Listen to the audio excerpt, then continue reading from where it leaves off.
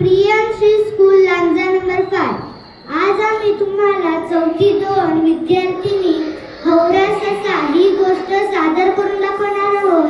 ती तुम्ही शांत चित्ताने पहा अशी नम्र विनंती. एक होता ससा, 1 नंबरचा हावरट. तो खूप खायचा आणि पडून राहायचा. सारखा खायचा. तो एवढा खायचा त्याचे समाधानच व्हायचे नाही. एकदा काय झाले, सगळे ससे वाटाण्याच्या शेतात गेले.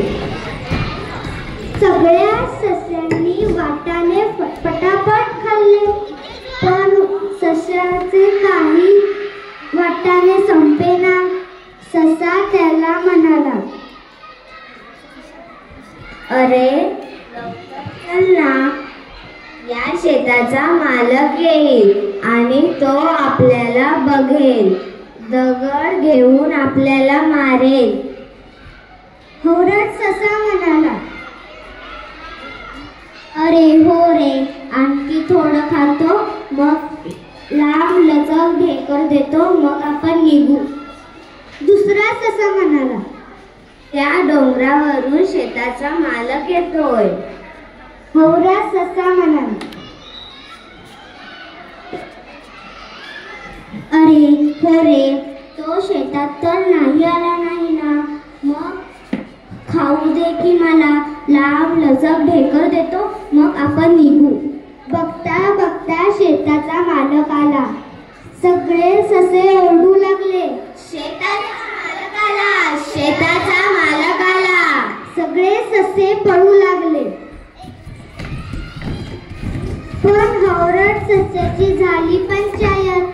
त्याला जोरात उड्या मारता येईना, पळता सुद्धा येईना. सगळ्या सस्यांनी बांधावरून उड्या मारल्या, पण हौरट सस्याला काही उडी मारता येईना. तो उडी मारता मारता त्याची उडी बांधावरच पडली आणि सगळीकडे त्याला काटे टोचले. शेतातल्या मालकाने हौरट सस्याला काठी फेकून मारली. ती काठी त्याच्या पायाला लागली आणि तो लंगडत लंगडत पळत पळत घरी गेला. सगळे ससे त्याला ओढू लागले, पण तो हौरा ससा दरवाजातच अडकला.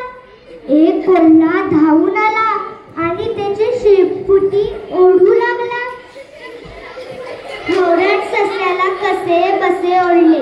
बिचारा ससा मोठ्याने ओढू लागला, खूप रडूही लागला, पण कोल्हा त्याची शेपूट सोडेना. शेवटी काय झाले, हौरट सस्याची शेपूट तुटून कोल्ह्याच्या हातात आली. मग बिचारा हौरा ससा प्राणावर बेतले होते, पण शेपटीवर निभावले. त्याला त्याच्या हौरटपणाची चांगलीच शिक्षा भेटली. तात्पर्य, कधीही हौरेपणा करू नये. धन्यवाद. कथेतील पात्रे. मी कोल्हा, प्रचिती पेंडकर. मी शेतकरी, आराध्या पांचाळ. मी सस्याचा मित्र, श्रेया सुंदर शिंदे. मी हौरा ससा, सई लांजे. मी सस्याचे मित्र, ईश्वरी माई.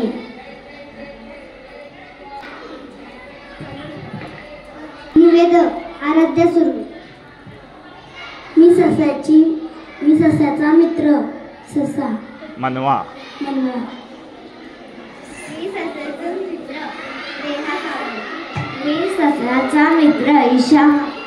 मी सस्याचा मित्र, ईश्वरी गोसावडेकर. कैवल्य प्रतापकर. प्रियांश इंदुरकर. आम्ही घर. झाड, कौस्तुभ पडवी.